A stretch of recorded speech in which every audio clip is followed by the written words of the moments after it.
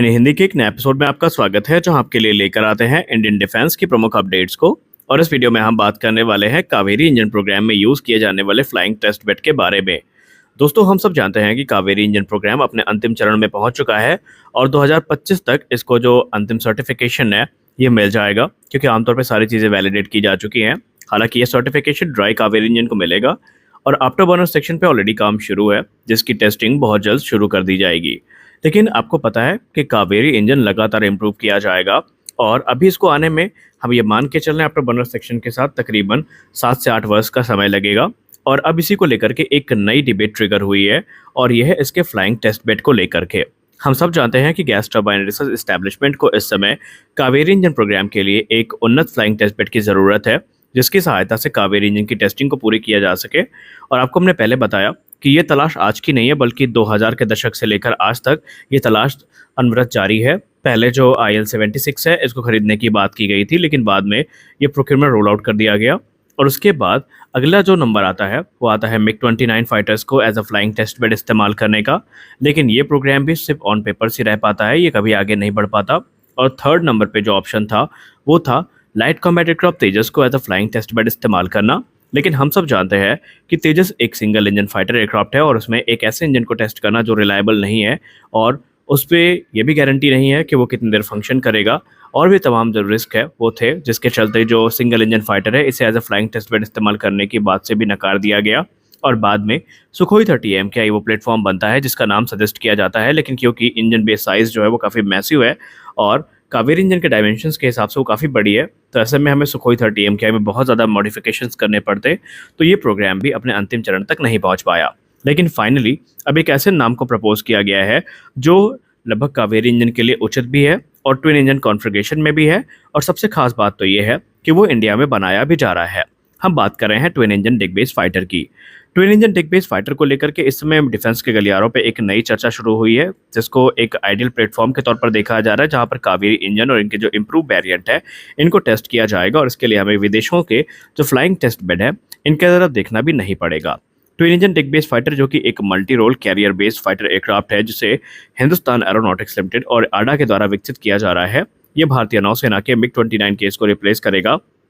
अब ये क्योंकि ट्विन इंजन कॉन्फ़िगरेशन में है, जो कि हमारे लिए आइडियल अपॉर्चुनिटी को ऑफर करेगा कि हम अपने जो इंडिजिनस कावेरी इंजन है इसे इसमें इस्तेमाल कर सकें। एक तरफ जहां ये जनरल इलेक्ट्रिक F414 से भी पावर्ड है, और अगर कावेरी इंजन को हम इंटीग्रेट कर भी देते हैं तो ये हमारे लिए एक रिलायबल और सिक्योर फ्लाइंग टेस्ट बेड होगा, जो कि कावेरी इंजन सर्टिफिकेशन में एक महत्वपूर्ण भूमिका निभाएगा। और टेडवीएफ की टाइमलाइन भी सेम होने वाली है, जब कावेरी इंजन आफ्टर बर्नर जो सिस्टम है इनके साथ रोल आउट हो जाएगा। अब सवाल ये है कि टेडबीएफ को ही हम आइडियल टेस्ट बेड के तौर पर क्यों देखते हैं, हमारे पास और भी कई ऑप्शन हैं, उनको हम क्यों नहीं देख रहे हैं। तो उसके पीछे की वजह ये है कि टेडबीएफ हमें जो ट्विन इंजन कॉन्फ़िगरेशन है उसमें देखने को मिलेगा, जहां पर ये हमें अलाउ करेगा कि एक इंजन बे में हम कावेरी इंजन को इंटीग्रेट करें और दूसरे में हम प्रूवन और ट्रस्टेड F414 इंजन को इस्तेमाल कर सकते हैं, ताकि मान लीजिए अगर कोई वहाँ पर मिस एडवेंचर भी होता है या वहाँ पर कोई दिक्कत आती है तो हमारे पास एक लेयर सेफ्टी की होगी, जो कि एयरक्राफ्ट को सक्सेसफुली या सेफली लैंड करवाने में सक्षम होगी। और ये काम होगा F414 इंजन की सहायता से। और ऐसे में हम कावेरी इंजन को रियल फ्लाइट कंडीशंस में टेस्ट कर सकते हैं और इससे जो हमारे एयरक्राफ्ट क्रू हैं इनको रिस्क भी काफ़ी कम होगा। और हमारे पास कावेरी इंजन के परफॉर्मेंस को लेकर जो कि डेटा है रियल टाइम सिनेरियो का वो उपलब्ध होगा, और इसके चलते हम कावेरी इंजन में जो रिफाइनमेंट्स हैं वो कर सकते हैं। अब अगर हम नेवल फ्लाइट डायनेमिक्स की बात करें तो एक कैरियर बेस्ड फाइटर के तौर पर ट्विन इंजन डिग बेस्ड फाइटर रिगरस टेस्टिंग से गुजरेगा, जहां पर ये हाई थ्रस्ट और एक्सट्रीम ऑपरेशनल कंडीशन में ऑपरेट किया जाएगा, जिसमें कैटapult लॉन्च और एस्टेड लैंडिंग भी शामिल होगी एयरक्राफ्ट कैरियर की। तो ऐसे में कावेरी इंजन को इस हाई स्ट्रेस सिनेरियो में टेस्ट करना हमारे लिए काफ़ी बेनिफिशियल होगा, क्योंकि हमारे पास बहुत सारे जो क्रिटिकल डेटा है वो इस समय इसकी सहायता से उपलब्ध हो जाएंगे, जो कि स्टैंडर्ड ग्राउंड बेस्ड जो लो इंटेंसिटी फ्लाइट टेस्ट है इनसे रेप्लिकेट कर पाना बहुत ज़्यादा मुश्किल होगा, या इनसे प्राप्त कर पाना बहुत ज़्यादा मुश्किल होगा। और बाद में इन डेटा का इस्तेमाल करके हम कावेरी इंजन की जो रिलायबिलिटी और ड्यूरेबिलिटी है उसको एनहांस करने में इस्तेमाल कर सकते हैं, और ये हर प्रकार के डाइवर्स इन्वायरमेंट में ऑपरेट करने में भी पूर्णतया सक्षम होगा। और इसका एक और बेनिफिट होगा, वो होगा टेक्नोलॉजी सिनर्जी का, क्योंकि ट्विन इंजन डिग बेस्ड फाइटर जो है ऑलमोस्ट सेम टेक्नोलॉजी और डिज़ाइन को ऑफर करता है, जो कि हमें तेजस मार्क 2 और AMCA के इंजन बे में देखने को मिलती है। जिसका सीधा मतलब ये है कि जो भी हमें डेवलपमेंट कावेरी इंजन के क्षेत्र में देखने को मिलेगा उसका सीधा एक्सेस तेजस मार्क 2 और AMCA में भी हमें देखने को मिलने वाला है। अब अगर हम बात करें क्रॉस प्लेटफॉर्म सिनर्जी की, तो ये कावेरी इंजन के इंटीग्रेशन को अलग अलग इंडियन फाइटर प्लेटफॉर्म में इंटीग्रेट करने की प्रोसेस को और फास्ट ट्रैक कर देगा। और ऐसे में हमारे पास अलग अलग बैचेस में जो कावेरी इंजन है ये बड़ी संख्या में आने शुरू हो जाएंगे। अब सबसे खास बात तो ये है कि क्या हमारा जो टेडबीएफ प्लेटफॉर्म है ये कंपैटिबिलिटी रखेगा भी या नहीं कावेरी इंजन की, क्योंकि हम लोग बात तो बहुत बड़ी बड़ी कर रहे हैं, लेकिन हमें ये भी ध्यान रखना होगा कि जो कंपैटिबिलिटी इशू है वो वहाँ पर क्रिएट ना हो। तो आइए आपको डायमेंशन बताते हैं कि आखिरकार क्यों इतने कॉन्फिडेंस के साथ टेडबीएफ का नाम लिया जा रहा है। अब अगर हम बात करें F414 इंजन की, तो इनकी जो लेंथ है वो 3.91 मीटर की है। तो वही कावेरी इंजन की जो लेंथ है वो 3.43 मीटर की है। अगर डायमीटर की बात करें तो F414 इंजन का जो डायमीटर है वो 0.89 मीटर्स का है। वही कावेरी इंजन का जो डायमीटर है वो 0.99 मीटर्स का है। ड्राई वेट की बात करें तो F414 इंजन 1060 किलोग्राम वजनी है, तो वही कावेरी इंजन 1260 किलोग्राम वजनी है। हालांकि आपको बता दें कि जो वेट रिडक्शन मेजर्स हैं इनका इस्तेमाल किया जा रहा है और कावेरी इंजन के वजन को 1000 किलोग्राम से कम लाए जाने का जो प्रयास है वो अनवरत जारी है। और माना जा रहा है कि उसमें बहुत जल्दी सफलता भी हमें मिल जाएगी, क्योंकि ऑलरेडी कावेरी इंजन का जो वजन है वो बीतते समय के साथ काफ़ी कम हुआ है।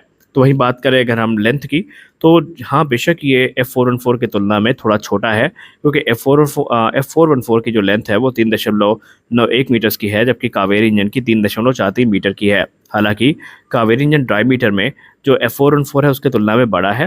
हालांकि ऐसा माना जा रहा है कि कुछ माइनर मॉडिफिकेशंस के साथ कावेरी इंजन के साथ ये इंजन पूरी तरीके से कंपैटिबल हो जाएगा, और ऐसे में हमारे पास एक बेहतरीन ऑप्शन के तौर पर ये उपलब्ध होगा। अब बात करते हैं वेट की। वेट के बारे में हमने पहले भी कहा कि भले ही ये F414 इंजन से थोड़ा भारी हो, लेकिन वेट रिडक्शन मेजर्स का इस्तेमाल किया जा रहा है और इसे जो तेजस जैसे प्लेटफॉर्म है और टेडबीएफ जैसे प्लेटफॉर्म है उनके लिए आदर्श प्लेटफॉर्म के तौर पर लगातार रिफाइन किया जा रहा है। थ्रस्ट आउटपुट की बात करें तो जो F414 इंजन है ये 98 न्यूटन का थ्रस्ट जनरेट करते हैं, जबकि कावेरी इंजन का जो इम्प्रूव वेरिएंट होगा वो आफ्टर बर्नर के साथ तकरीबन 85 से 90 किलोमीटर का थ्रस्ट जनरेट करने में सक्षम होगा, जो कि हमारे इंडिजिनस फाइटर्स के लिए काफ़ी ज़्यादा बेहतरीन है, खासकर अगर हम बात कर रहे हैं ट्विन इंजन कॉन्फ़िगरेशन में। अब कावेरी इंजन टेस्टिंग टेडबीएफ से होगी तो इसके बहुत सारे एडवांटेज भी हैं, जैसे कि हमारे पास डेटा गैदरिंग की सुविधा काफ़ी अच्छी होगी। और हमने पहले भी कहा कि अलग अलग फाइट रिजीम में टेडबीएफ की सहायता से जब इसको टेस्ट किया जाएगा तो हमारे पास बहुत सारे जो क्रूशल इन्फॉर्मेशन है वो उपलब्ध होगी, जो कि कावेरी इंजन की परफॉर्मेंस को इम्प्रूव करने में सहायता करेगी। इसके अलावा जो रियल वर्ल्ड ऑपरेशनल टेस्टिंग है जो सबसे इंपॉर्टेंट होती है किसी भी इंजन के लिए, वो हम टेडबीएफ एयरक्राफ्ट की सहायता से कर सकते हैं। सेफ्टी भी काफ़ी इन्हेंस होगी। इसके अलावा जो पोटेंशियल फ्यूचर अपग्रेड्स हैं इनकी संभावनाओं को भी ये काफ़ी ज़्यादा प्रबल करेगा। तो आपको क्या लगता है, टेडबीएफ प्रोग्राम को as a flying test bed इस्तेमाल करना चाहिए या नहीं? हालांकि आपको बता दें टेडबीएफ को भी सीसीएस का अप्रूवल नहीं मिला है, लेकिन माना जा रहा है अप्रूवल मिलने के 4 वर्ष में ये जो एयरक्राफ्ट है ये बन के तैयार हो जाएगा। यानी अगर 2025 में भी ये एयरक्राफ्ट को अप्रूवल मिलता है तो 2029 तक ये एयरक्राफ्ट बन के तैयार हो जाएगा, और 29 से 30 का वही टाइम होगा जब कावेरी इंजन भी आफ्टर बर्नर मॉड्यूल के साथ हमें देखने को मिल जाएगा। तो आज के इस वीडियो में बस इतना ही। मिलते हैं अगले वीडियो में कुछ अपडेट्स के साथ, तब तक के लिए जय हिंद।